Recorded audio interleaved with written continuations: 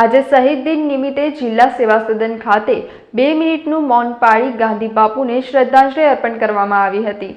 આજે 30મી જાન્યુઆરી મહાત્મા ગાંધીજીના નિર્વાણ દિને વિશ્વભરમાં આવેલ મહાત્મા ગાંધીની પ્રતિમાઓ ઉપર સૂતરની આંટી હાર ફૂલ અર્પણ કરવામાં આવે છે। સમગ્ર દેશમાં 2 મિનિટનું રાષ્ટ્રીય મૌન પણ પાળવામાં આવે છે। આજે મહાત્મા ગાંધીજીની પુણ્યતિથિ છે।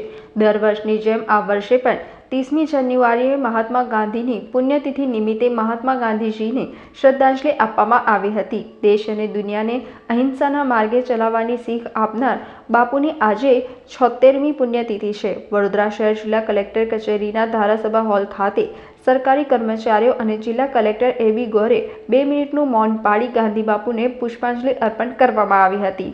આજે શહીદ દિન નિમિત્તે જિલ્લા વહીવટી તંત્રના અધિકારીઓ અને કર્મચારીઓએ મૌન પાળી અને પૂજ્ય બાપુની શ્રદ્ધાંજલિ આપી છે અને